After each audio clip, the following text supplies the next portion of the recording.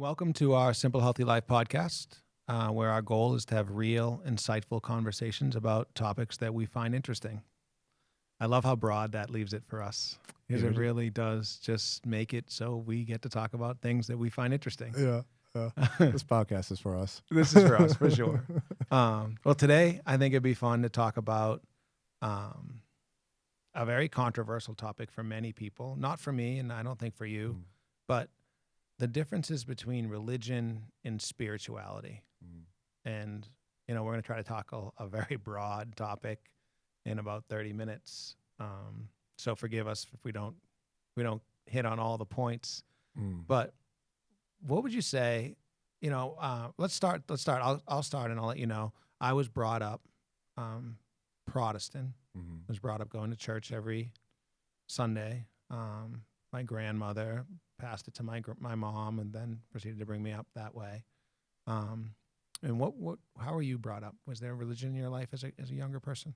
Not really. Like, my mom was Catholic, and as she got older, that started becoming more of a thing. But yeah, we didn't really practice any type of religion, really. Okay. Did you find religion or spirituality as you aged? Yeah, I mean, I think as I started to be more mindful and practice mindfulness, I got more interested in the spiritual side of things. And to me, there's a huge difference between religion and spirituality. And I think kind of understanding that allowed me to open the doors to more thought about what it means to be spiritual, I think. And so the major difference that I believe in is religion is pretty dogmatic, meaning that it's this way or no way. It's he was there, she was there, or not. This event happened or it didn't. Whereas spirituality is a little bit more flexible. It's like general idea versus like hard and fast ideas, and that is something that I think I resonate a bit more with. The flexibility. Yeah, Okay. there are general ideas, and in the way that I see it, many religions do talk about pretty much the same stuff, but they're just kind of like a little bit more dogmatic in how they approach those topics. But if you kind of like boil it down to the bare bones kind of stuff, I think they're kind of saying the same thing. And, if you are, highly Catholic or highly Muslim or something, hearing that might even like anger you, right? But hence the point, hence the point. But that's just what I notice. And so I don't know if you kind of notice very similar things. Yeah. So when I was growing up, grew up Protestant, like I said, and we definitely were a golden rule family, right? Do unto others as you would like have done unto you. The Bible played a piece of my upbringing in that my grandmother would always try to take out the lessons from the Bible that were really around that same concept. Where I started to diverge away was when it became apparent to me that at least some aspects of this were designed to control your behavior, right? Don't do this, go to hell forever, right? That one really got me. Yeah. As a younger person, I remember asking my mom, sitting down and asking my mom, what about all the people that don't know? What about all the people that just didn't know? Nobody told them. Do they have to go to hell? And I remember my mom being like, well, no, but I don't really know why. Right? Kind of that was the answer, something to that effect. Yeah. I'm glad she said no, because I probably would have been even more scared. But as I aged, as I progressed, I started to really just start to uncover how I felt about things. And through meditation, for sure, the understanding and the listening, more the listening to myself and the listening to whatever came up during these meditations started to really turn me away from all of these organized religions and towards spirituality. And what I have come to believe is that there is so much out there that we do not understand. And it's understandable why people would seek out these positions of power to tell them what they should think or how they should be or what the good Lord says in order to feel like you're doing things quote unquote correctly. I understand it and I see it as an option or an opportunity to help people, but I don't necessarily believe in any of it. Right. Yeah. No, I would agree, especially like you diving into some of the other religions and finding out that there are people who follow that religion, yet it's like out there, man. Like if you look at like Buddha, like you have to go through like 13 hells to like I don't know, be reincarnated when you're following the Buddha. But like imagine like really being into Buddhism and like that's your belief that you're going through hell after hell after hell. It's like why am I doing this? why living your life and you're like I'm not even at the first hell yet. Shit, I got that coming up. I mean, I got that coming up. Hate when I do that. I think we can be explicit here, but yeah, I mean, I don't actually know if that's the true number of hells from a Buddhist standpoint. So apologies if I got that wrong. But there are multiple hells in Buddhism, and yeah, I mean, a lot of it I find myself asking the same thing. Well, like why? Why would it have to be that way? If you homosexuality being like a sin or something, like, well, why would it have to be that way, right? Why not just like not, Yeah, just live and let live. Yeah, right. And what's also interesting about spirituality, like I can understand someone being kind of against how religion is set up, and I'm not necessarily saying there's anything wrong with that, right? Like I think that someone can be perfectly religious and that's all well and good. It's just that there are some aspects of it that I find to be a little sketchy. But I think as someone starts to maybe notice some of those things with religion and then wondering, well, does anything exist? I mean, go to more recent quantum mechanic kind of quantum physics stuff. I mean, this stuff is super interesting. You look up a couple YouTube videos or do some reading on that, and you might find that a lot of the top scientists in that realm, like cutting edge, they're working on cutting edge stuff, and a lot of them are very, very spiritual based on what they're finding.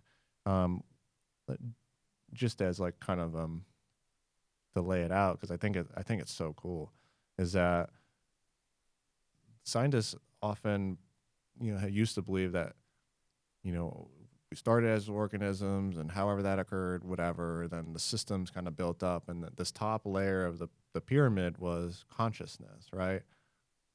But as I start diving into like the more quantum physics stuff and getting further along into that realm, they're actually finding that somehow consciousness is affecting the organisms and light waves and patterns and all of that kind of jazz.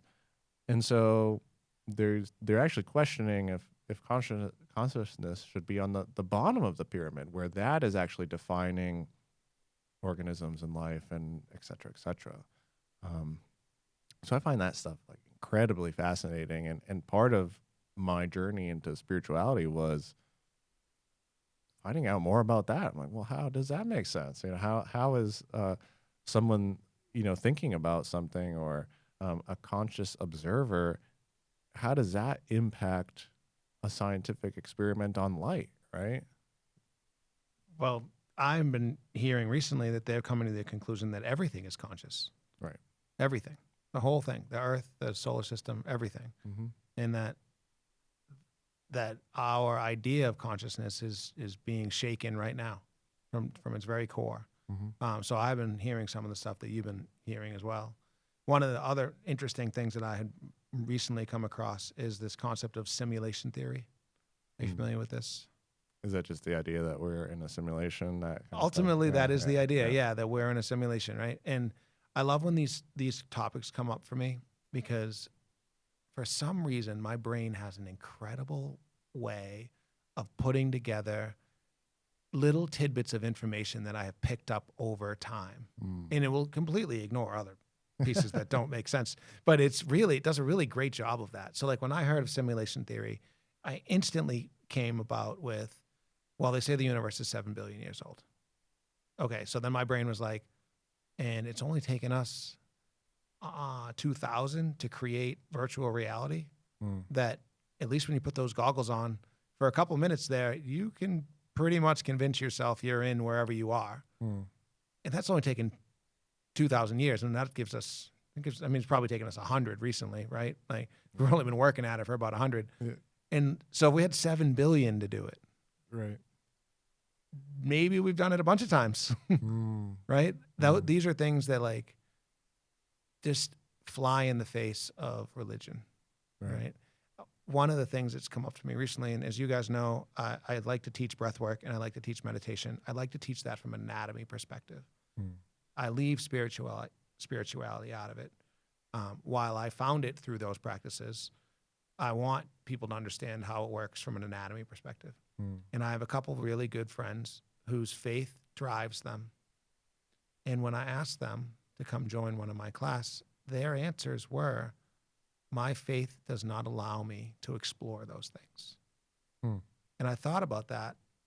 Isn't it interesting that we have religions in the world that tell you that you cannot explore your own mind and body? And I think there's a huge piece to that. And one of the reasons I've clearly turned my attention away, but I think that's part of why I'm so much more confident that spirituality is the path for me. Yeah.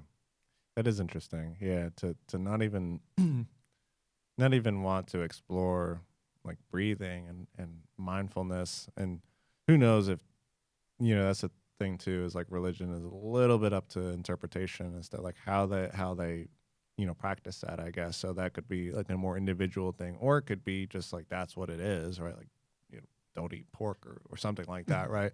But yeah, that is interesting that you would choose not to explore things just for the sake of a book told you so. Yeah, I mean, I think the spirituality is a little bit easier to start practicing and believing and engaging with if you've had experience with psychedelics too. Like certainly that opens the door to some of those things, and I think that that's an important part of someone's maybe spiritual journey to at least try it once. I mean, Sam Harris, you know who he is? Yep. Yeah. Sam Harris even goes as far as to say that he would want his kids to try it at least once, right? And this guy is like, a pretty renowned dude, and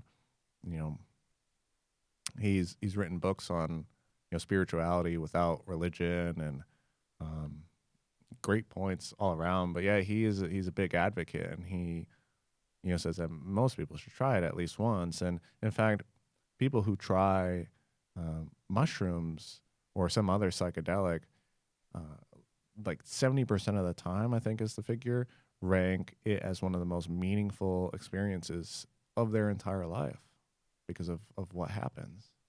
Well, so I guess this is a good time to tell my story about breathwork and how I got into it. And I know you've already heard it, but I'm going to tell you again. Yeah, please. So here's something that I'd like for the audience to know, that when I tell you this story, I'm telling it from a position of 100% truth, and 2, the position that likely you're in right now, audience, having never done it, having no understanding of it, didn't read any books on it. Just I went into my class one day. I was studying to be a yoga trainer, and my instructor said, we're going to do some breath work today. And this breath work is designed to release trauma from the body. And at that point, I didn't even know what trauma from the body meant, really at all. I guess I could have put 2 and 2 together, but I didn't.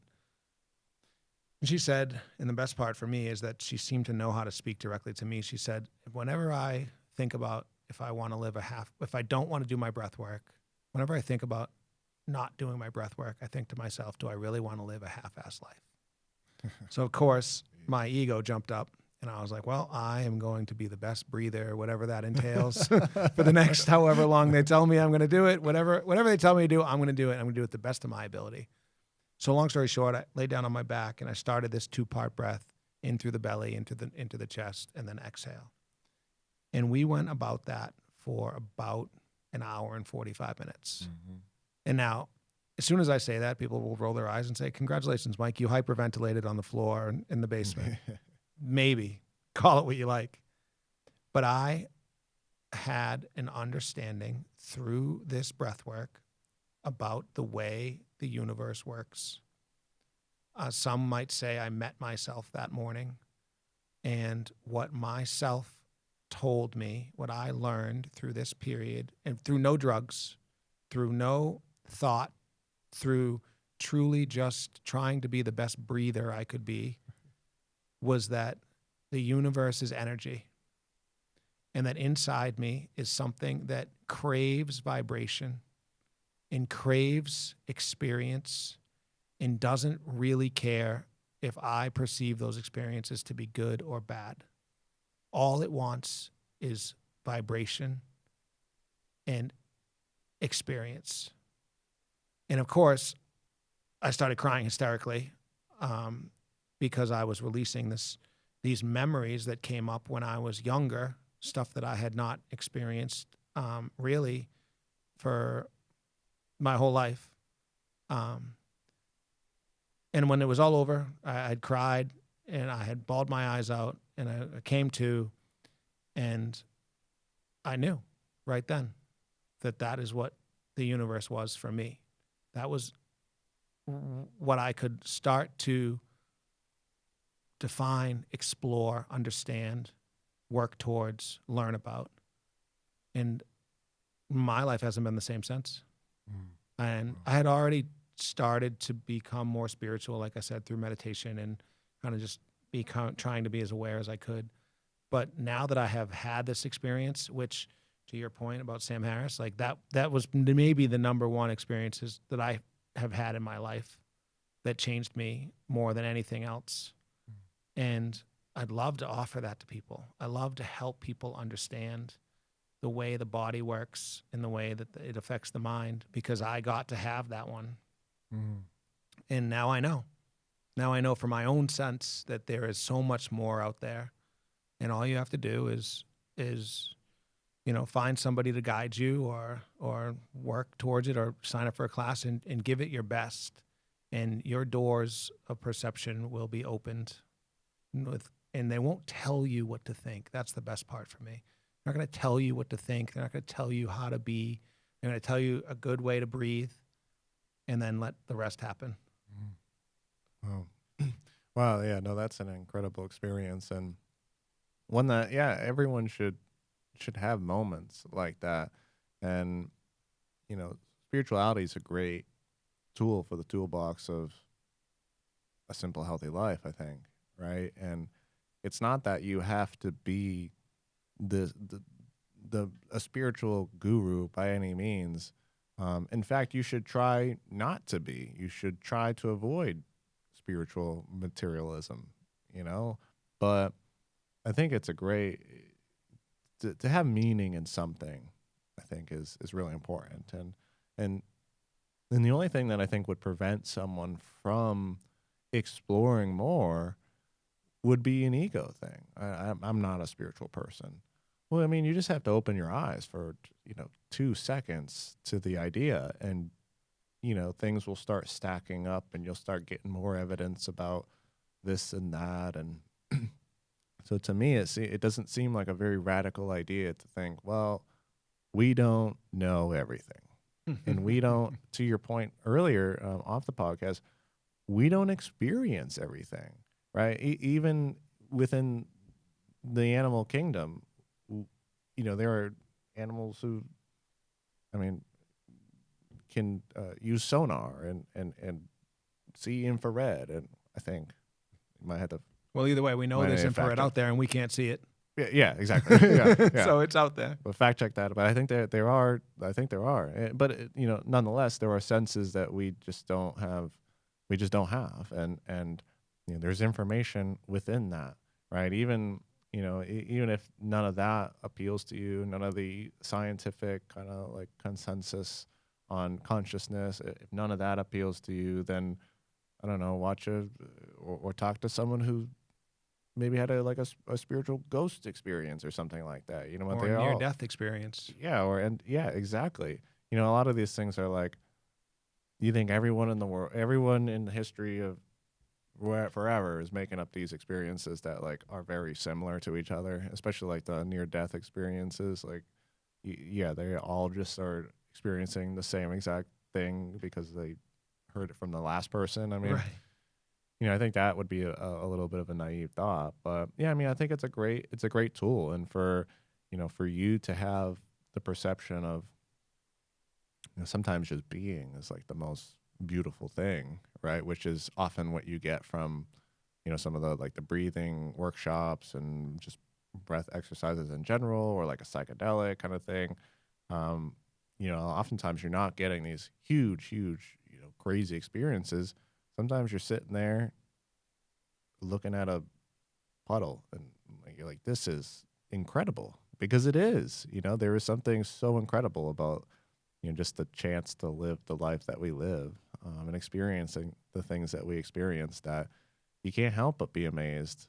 And I think if you don't open your eyes to some of the spiritual nature of things, I think you miss out on a lot of potential meaning, positive meaning. I love the way you put that. The chance to live the life that we live. Mm-hmm. It not guaranteed. None of us can say how we got here, right? And there's nobody that can tell you how we got here. Right. So sometimes, instead of trying to figure it out, sitting and just noticing and being aware, it can be the most profound, relaxing moment of your day. Mm-hmm. And I want to just make a quick point or an analogy that I think would hit home with people. If you were colorblind, do you think all the people that see the rainbow are wrong? Right? Or do you say, well, geez, I guess I'm colorblind, right? Your ego would say, they're all wrong. Right. But something deep down inside you would say, maybe I'm colorblind. And I think that the more we turn our attention away from it, or the more we push it down, or the more let our ego get in the way, the more staunch we become around our belief systems that we're right and they're wrong, or modern science is now wrong, right? You hit on it earlier. The Joe Rogan podcast we were just talking about, right? He claims to have discovered unified field theory, right? Ultimately, what he's saying is that physicists, for as long as we've had physics, have been trying to figure out what this is, right? And they've developed these laws around what can and cannot happen. But ultimately, they keep coming to a conclusion that they know is incorrect. So they'll run down this path, they'll do all the math over and over and over again, and they'll come to this conclusion, and they'll say, well, it can't work because of this. String theory doesn't work because it doesn't line up with this. This doesn't work because it doesn't line up with this. So they're trying to figure out this unified field theory. And what he's saying is that unified field theory is the fact that it's all actually just energy. And so many people, I mean, you could drive down the street and find a Reiki practitioner. You can find people that dabble and work with this energy. And as society, we've cornered them, we pushed them down, I think personally, because religion took hold first, or religion became more powerful. So as a way to make sure nothing got in the way of that religion, we pushed down other things. But I think science is actually coming back around now in our time and proving that these things are real is the only word I can come up with. These things are part of what's going on for real. And the more experiences I have, the more times I'm realizing that's the truth for me. Yeah. Well, yeah, that's what it comes down to, is that, consciousness seems to be so powerful that you are going to see what it is that you want to see in a lot of ways. And so, yeah, I mean, even like you're talking about like physics and unified field theory and all these things. I mean, I always think it's interesting that, the laws of physics actually only apply within our universe. So you go outside the our universe, and then scientists are like, well, we don't really know. But it ain't the same physics, and that's like amazing. There's so many like amazing facts that have come out of science within the last like 15 years, and yet we want to close our eyes to some of these things. Even placebo effect. I mean, how amazing is this? Someone was sick 2,000 years ago, and the shaman would, lay you down on the ground to give you a chicken bone and do a little dance around you, and you would feel better. Like it would work. Maybe not great, but it would work to some degree. And even to this day, like sugar pills work. And then people are like, "Oh, sugar's bad," but then you give them a sugar pill and tell them it cures whatever, and it works. Okay. Well, every single modern study includes the placebo effect. Right. Every single one. Right. And because it does something. It's like we just blow it off like it's, oh yeah, it's just a placebo effect. I mean, you ever take a second to think about like your mind is actually producing the change? And so that to me is like reason enough to be really mindful about your thoughts, because your thoughts are impacting something, and they think that, they know that, I should say they know, is that like thoughts are producing energy, and are producing some frequency, and are producing some vibration, and that doesn't ever go away. The vibration persists through the universe. Like this stuff is just so interesting to me. It's so interesting to me too. And I think you hit the nail right on the head for me. Spirituality offers you the concept that everything is under your control. Mm-hmm. Internally, you get the opportunity. Mm-hmm. Where religion has been, in my opinion, designed, offered, given, whatever you want to say, to take that control away and say, it's all divine. It's all this guy that lived 3,000 years ago. It's all something. It's all the priest. It's all this. It's all the church. Give me your this, and I will make it better. Whereas for me, it seems more likely than not that everything I've ever needed has been inside and comes from within, including consciousness. Yeah, no, I agree. I mean, I think that there are some things religion does well. There's some interesting things, especially like when the history of, the Bible, as far as like the Bible, I know much more about that than any other religion, obviously, but, that stuff is interesting. And there are some, really cool things that come out of the Bible. And then like, historians then find that to be, wow, that was true, that one, whatever. But, I mean, I don't think both are mutually exclusive. Obviously, like you can be spiritual and not religious. I suppose you have to be religious. I suppose if you're religious, then you are spiritual, right? In some degree. Some spirit in But there's some flexibility that can occur there. And either way, I think it's an important tool to have this in the toolbox, because I think there's too much evidence suggesting that something is happening here. And that's the Sam Harris thing too. Is like something is happening, right? Like you can argue as to whether there's meaning or not, or whatever, or there's religion or no religion, but something is happening. And that's the most like bare bones way to be like, yep, you're right, something is happening. Something's definitely happening. Got to be a point. Yeah, this is a happening. Yeah. We're engaged in a happening. Yeah, exactly. What that point is, we may never know.